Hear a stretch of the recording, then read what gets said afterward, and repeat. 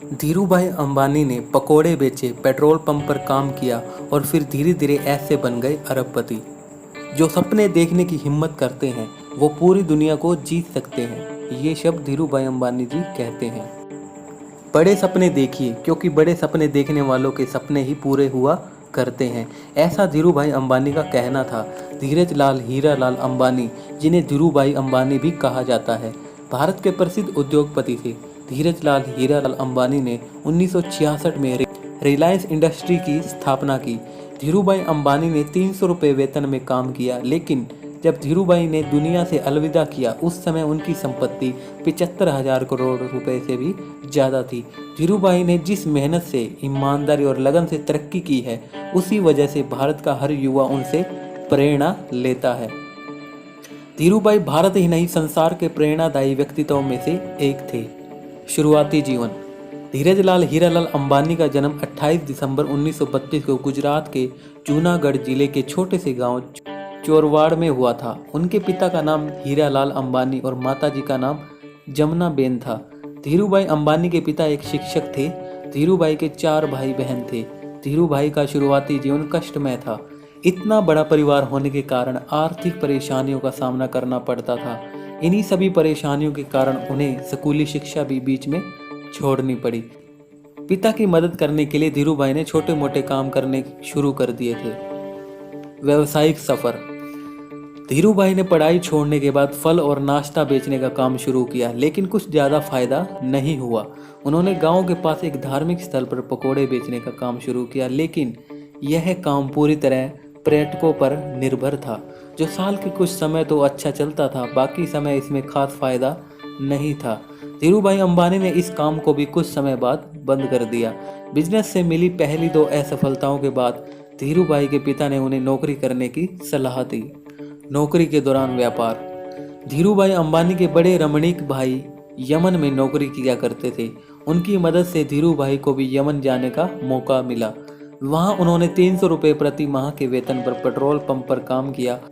महज 2 वर्ष में ही अपनी योग्यता की वजह से प्रबंधक के पद तक पहुंच गए। इस नौकरी के दौरान भी धीरूभाई का मन इसमें कम और व्यापार करने के मौकों की तरफ ज़्यादा रहा। धीरूभाई ने उस हरेक संभावना पर इस समय में विचार किया कि किस तरह वे सफल बिजनेसमैन बन सकते हैं। एक घटना व्यापार के प्रति जुनून को बयां करती है। धीरूभाई अंबानी जब एक कंपनी में काम कर रहे थे, तब वहां काम करने वाला कर्मियों को चाय महज 25 पैसे में मिलती थी, लेकिन धीरूभाई पास के एक बड़े होटल में चाय पीने जाते थे, जहां चाय के लिए 1 रुपया चुकाना पड़ता था।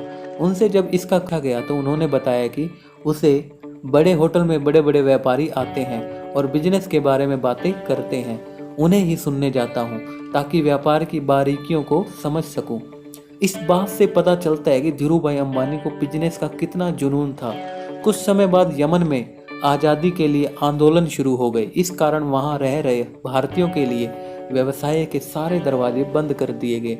इसके बाद लगभग 1950 के दशक के शुरुआती सालों में धीरूभाई अंबानी यमन से भारत लौट आए और अपने चचेरे भाई चंपकलाल दमानी के साथ मिलकर पॉलिएस्टर धागे और मसालों के आयात निर्यात का व्यापार प्रारंभ किया। रिलायंस कमर्शियल कॉरपोरेशन की शुरुआत मस्जिद मंदिर के नरसिम्हा स्ट्रीट पर एक छोटे से कार्यालय के साथ हुई।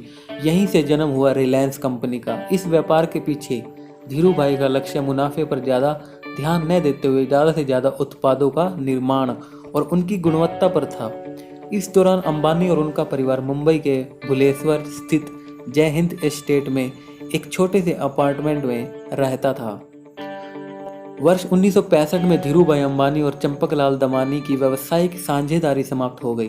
दोनों के स्वभाव और व्यापार करने के तरीके बिल्कुल अलग थे, इसलिए ये साझेदारी ज़्यादा लंबी नहीं चल पाई।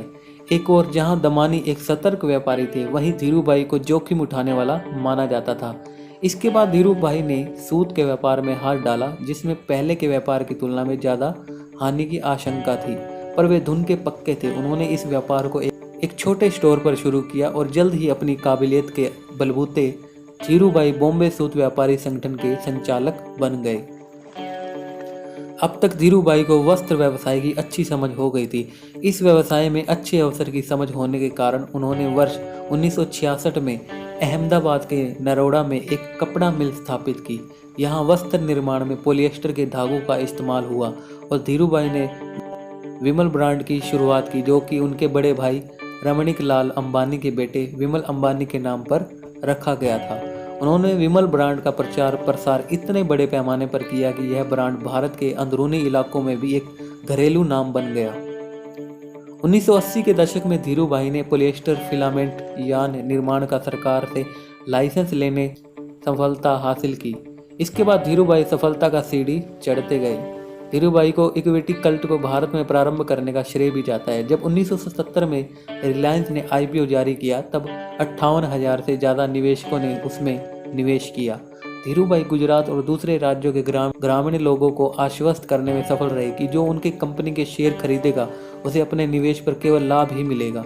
अपने जीवन काल में ही धीरूभाई ने रिलायंस के कारोबार का विस्तार विभिन्न क्षेत्रों में किया। इसमें मुख्य रूप से पेट्रो रसायन, दूरसंचार, सूचना प्रौद्योगिकी, ऊर्जा, बिजली, फुटकर, कपड़ा, टेक्सटाइल, मूलभूत सुविधाओं की सेवा, पूंजी बाजार और परिचालन तंत्र शामिल है। धीरूभाई के दोनों पुत्र 1991 के बाद मुक्त अर्थव्यवस्था के कारण निर्माण हुए नए मौकों का पूरा उपयोग करके रिलायंस की पीढ़ी सफल तरीके से आगे चला रहे हैं। धीरूभाई अंबानी ने जो कंपनी को कुछ पैसे की लागत पर खड़ी की थी, उस रिलायंस इंडस्ट्री में 2012 तक 85,000 कर्मचारी हो गए थे और सेंट्रल गवर्नमेंट के पूरे टैक्स में से 5% रिलायंस देती थी। और 2012 में संपत्ति के हिसाब से विश्व की 500 सबसे अमीर और विशाल कंपनियों में रिलायंस को भी शामिल किया गया था। धीरूभाई अंबानी को संडे टाइम्स में एशिया के टॉप 50 व्यापारियों की सूची में शामिल किया गया था। निजी जीवन। धीरूभाई अंबानी का विवाह कोकिलाबेन के साथ हुआ था, जो उनके दो बेटे हैं मुकेश अंबानी और अनिल अंबानी, और दो बेटियां हैं नीना कोठारी और दीप्ति सलगाओकर। निधन। दिल का दौरा पड़ने के बाद धीरूभाई को मुंबई के बीच कैंडी अस्पताल में 24 जून 2002 को भर्ती कराया गया। इससे पहले कि उन्हें दिल का दौरा एक बार 1986 में पड़ चुका था, जिससे उनके दाएं हाथ में लकवा मार गया था। 6 जुलाई 2002 को धीरूभाई अंबानी ने अपनी अंतिम सांसें ली।